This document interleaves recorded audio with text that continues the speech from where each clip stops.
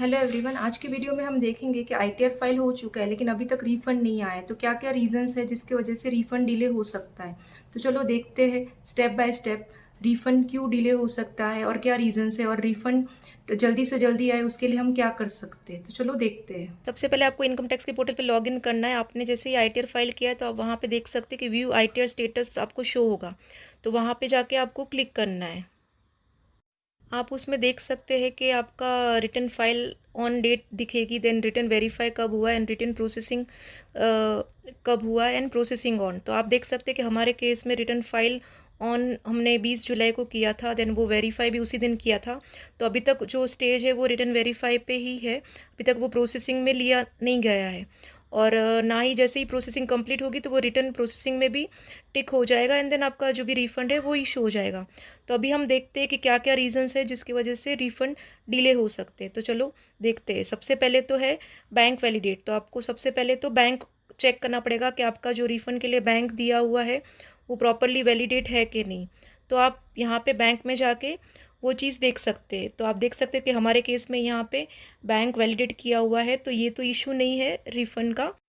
Second चीज़ आप देख सकते हैं कि काफ़ी लोगों को लास्ट टाइम के जैसे अगर फॉर्म 16 से आपने अगर ज़्यादा डिडक्शंस वगैरह क्लेम किए हैं तो वहाँ पे उनको एक कंफर्मेशन मैसेज आया था कि आपने जो भी डिडक्शंस वगैरह क्लेम किए हैं या वो सही है कि नहीं। तो उसके लिए अगर इस साल भी शायद तक वो आ सकता है। तो आप देख सकते हैं कि आप आपके पेंडिंग एक्शंस में जाइए।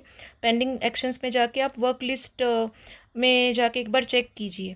तो जैसे ही आप वर्क लिस्ट पे वहाँ पे आप जाएंगे तो वहाँ पे वर्क लिस्ट में आपको यहाँ पे शो होगा कि एक्शंस फॉर योर एक्शंस करके। तो फॉर योर एक्शंस में आपको दिखेगा कि अगर आपने सपोज जो भी डिडक्शंस वगैरह क्लेम किया, जो भी रिफंड वगैरह क्लेम किया है वो सही क्लेम किया है कि नहीं। तो अभी तक तो हमारे यहाँ पे केस में ऐसा कुछ पेंडिंग एक्शंस में ऐसा कुछ आया नहीं है। और इन केस आपको अगर फ्यूचर में कभी ऐसा कुछ आता है तो आप वहाँ पे एक बार क्रॉस चेक कर लीजिए। अगर आपने जो भी रिफंड वगैरह क्लेम किया है सही है तो आप उस पर येस क्लिक कीजिएगा, वरना नो क्लिक कीजिएगा।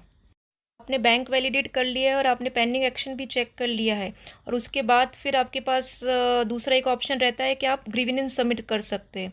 तो जनरली तो गवर्नमेंट का टाइमलाइन है 30 to 90 डेज़ में वो रिफंड आता है। तो अगर उसके बीच में भी अगर आपको कभी अगर गवर्नमेंट से थोड़ा फास्ट प्रोसेसिंग करवाना है तो आप ग्रीवेंस रेज कर सकते हैं। तो ग्रीवेंस रेज करने के लिए आप प्रॉपर उसमें मैसेज वगैरह लिखिए एंड देन उसको सबमिट कीजिए। तो उसके लिए आपको अपना जब आईटीआर फाइल कौन सी डेट को हुआ है, एक्नॉलेजमेंट नंबर क्या है, ये सब चीज़ें आपको लेनी पड़ेगी। तो आप ग्रीवेंस में जाइए, देन वहाँ पे सबमिट ग्रीवेंस कीजिए। सबमिट ग्रीवेंस करेंगे वहाँ पे आप देख सकते हैं कि आपको अलग अलग टैब्स दिखेंगे, ई फाइलिंग, एओ, सीपीसी, टीडीएस, सीपीसी, आईटीआर और अलग टाइप के टैब्स। तो आप वहाँ पे जैसे कि हमने वहाँ पे चूज़ किया है कि ई फाइलिंग। तो जैसे ही हम वहाँ पे ई फाइलिंग पे क्लिक करेंगे तो आपको वहाँ पे सिलेक्ट डिपार्टमेंट करना है। तो जैसे हमने ई फाइलिंग सेलेक्ट किया है, कैटेगरी हमने कम्युनिकेशन सेलेक्ट किया एंड देन सिलेक्ट सब कैटेगरी हमने वहाँ पे प्रोसेसिंग रिलेटेड जो कैटेगरी है हमने वो सिलेक्ट किया है। आप आपके हिसाब से जो भी आपको सही लगता है वो भी सिलेक्ट कर सकते हैं। तो हमने हमारे केस में ये सिलेक्ट किया था। तो वहाँ पे देन हमको कंटिन्यू करना है। कंटिन्यू करने के बाद आपको वहाँ पे ग्रीवेंस का डिस्क्रिप्शन लिखना है। तो हमने वहाँ पे जैसे कि लिखा है कि हमने इस तारीख को हमारा आईटीआर फाइल किया था अगेंस्ट दिस एक्नॉलेजमेंट नंबर, और स्टिल हमारा आईटीआर प्रोसेस में लेने के लिए नहीं आया है और स्टिल हमें रिफंड भी रिसीव नहीं हुआ है। अगर आपको चाहिए तो आप कुछ अटैचमेंट भी उसमें अटैच कर सकते हैं, जैसे कि चालान कॉपी है, फॉर्म 16 है, या और कोई डॉक्यूमेंट्स अगर आपको लगते हैं तो आप सबमिट कर सकते हैं। अगर आपको नहीं करना है तो आप सिंपली सिर्फ अपना डिस्क्रिप्शन लिख के आपको सिर्फ सबमिट ग्रीवेंस करना है। कभी कभी रिफ़ंड डिले हो जाता है तो उसका सबसे ज़्यादा तो मोस्ट इम्पॉर्टेंट रीज़न रहता है कि आईटीआर फाइल हो चुका होता है लेकिन बहुत लोग उसको वेरीफाई करना भूल जाते हैं। तो ज़रूरी है कि आईटीआर फाइल करने के बाद उसको वेरीफाई कीजिए, क्योंकि अगर जब तक वो वेरीफाई नहीं होगा तब तक आपका आगे प्रोसेसिंग में भी नहीं लेने में आएगा। और सेकंड रीज़न है कि बैंक वैलिडेट करना भी मत भूलिए। जो भी आपकी एलिजिबल बैंक है रिफ़ंड के लिए तो उसको वैलिडेट भी प्रॉपर्ली कीजिए।